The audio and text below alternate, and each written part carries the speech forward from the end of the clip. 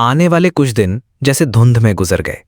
बाकी तीनों हीरोज जहां जोरदार कॉम्बैट ड्रिल से गुजर रहे थे, मुझे भेजा जा रहा था एक प्राइवेट क्लासरूम में, और वहां मेरे सामने खड़ी रहती थी एक शांति से भरी हुई हल्के भूरे बालों वाली महिला।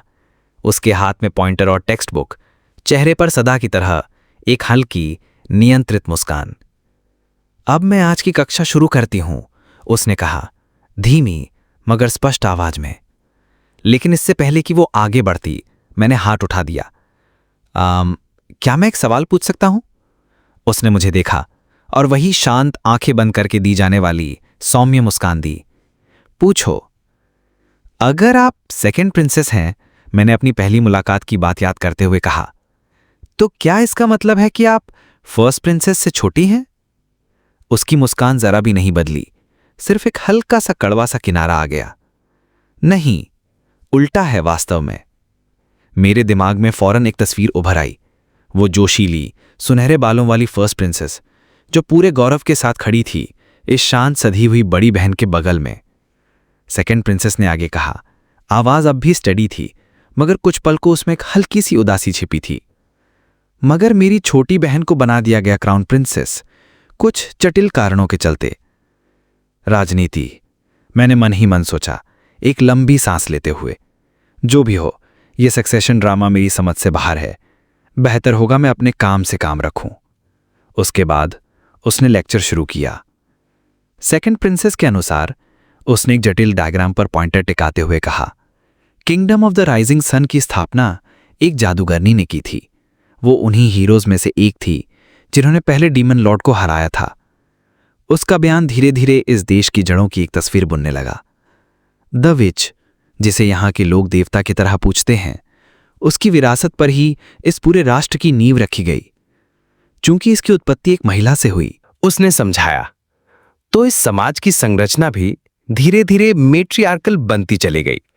राज्य के इतिहास में रानियां बनती थी शासक, और उनके पति राजा सिर्फ एक तरह के रीजेंट्स होते थे। हालांकि तकनीकी रूप से राजा को ही रूलर कहा जाता है, उसने कहा, मगर रानी कभी भी तलाक देकर राजा की शक्तियां छीन सकती है। वो सब मुझे सिखा रही थी, इस किंगडम का इतिहास, उसकी राजनीति और थोड़ी बहुत जादू की थियरी। हाँ, वही बोरिंग चीजें।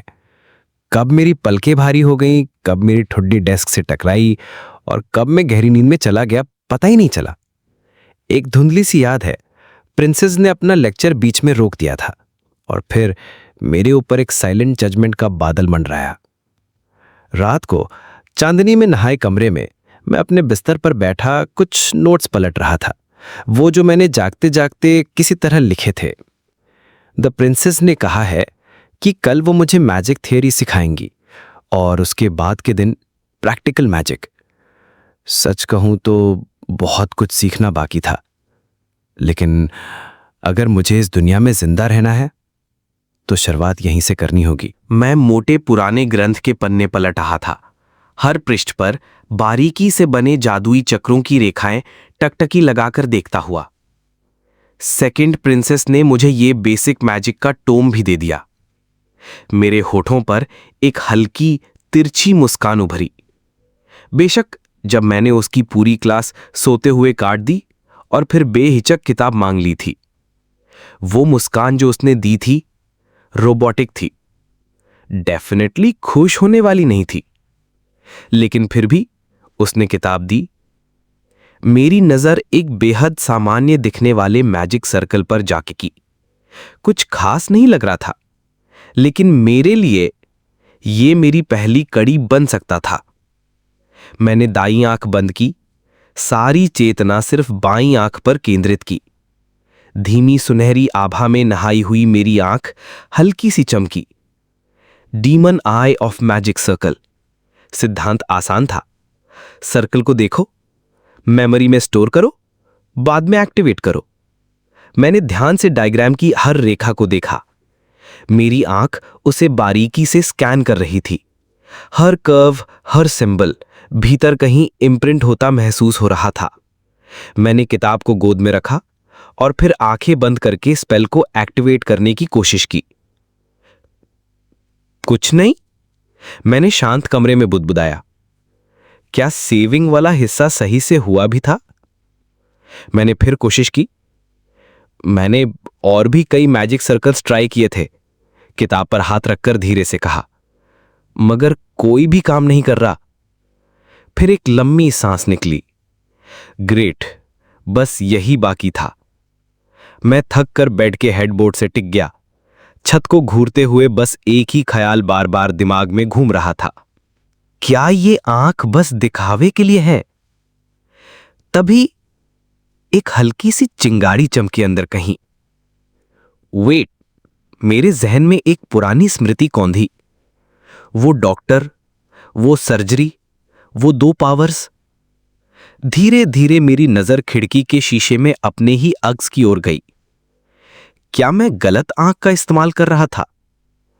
फिर अचानक मैं चौंक कर उठ बैठा, डेस्क की ओर भागा, एक खाली पार्चमेंट और क्विल निकाला। इस बार मैंने बाईं आंख बंद की और दाईं को खोला। एक लाल चमक उस आंख से निकली, तेज लेजर जैसी नजर। और मेरे मन में एक छवि कौन थी, एक अत्यंत जटिल पैटर्न, बिल्कुल वैसे जैसे किसी मशीन ने उतारा हो। Yes, I can see it clearly, मैंने धीमे से कहा, और मेरी क्विल पार्चमेंट पर चलने लगी। स्क्रिच स्क्रिच, स्याही बह रही थी, रेखाएं बन रही थी, हाथ अपने आप चल रहा था, जैसे वो पैटर्न मेरे शरीर का हिस्सा हो। Advanced hypnosis magic. एक फ्लैशबैक, डॉक्टर की आवाज, उसका हाथ हवा में उठता हुआ, और स्वर्लिंग मैजिक सर्कल। अब सो जाओ, यह हिप्नोसिस तुम्हें शांत रखेगा। वही स्पेल जिससे मेरी सर्जरी से पहले मुझे काबू में किया गया था। अब तक किसी इंसान के लिए इतनी जटिल संरचना को याद रखना नामुमकिन होता, मगर मेरे डीमन आई ऑफ विजन में है मेमोराइज इमेज। मैंने पार्चमेंट उठाया। वो चक्र फ्लॉलेस था, हर कर्व, हर रेखा बिल्कुल वैसी जैसी डॉक्टर की आंखों से देखी थी। अब समझ आया, बाईं सुनहरी आंख मैजिक सर्कल्स को एक्टिवेट करने के लिए, दाईं लाल आंख मैजिक सर्कल्स को मेमोराइज और रेप्लिकेट करने के लिए। मैंने पार्चमेंट को धीमे से मोड़कर किताब के भीतर रखा, फिर खिड़की की ओर देखा। चांद की रोशनी में मेरी आंखें हल्की सी चमक रही थीं। शायद मेरी योजना उतनी भी नाकाम नहीं थी। मेरे सामने पार्चमेंट पर वो जटिल हिप्नोसिस सर्कल एकदम सटीक रूप में बना था। हर रेखा, हर चिन्ह ठीक वैसा ही जैसा उस डॉक्टर ने इस्तेमाल किया था। मैंने बाईं सुनहरी आंख से उस पर ध्यान केंद्रित किया। Clear image, focus. एक हल्की सी बिजली की तरह कुछ मेरी आंख के भीतर कड़की, जैसे कोई एंशिएंट स्विच ऑन हो गया हो। मेरी आंख में वो मैजिक सर्कल हल्के से चमक उठा, ऊर्जा की लहर से पूरे माथे में दौड़ गई। एक पसीने की बूंद गाल पर लुढ़क गई। कुछ बदला है। क्या ये काम कर गया? Let's test this thing properly. मैंने बेड के पास रखा छोटा सा पीतल का घंटा उठाया। रिंग रिंग, उसकी साफ मधुर ध्वनि कमरे में गूंज उठी। कुछ सेकंड बाद दरवाजा खुला। सामने खड़ी थी वही मेड, नाला।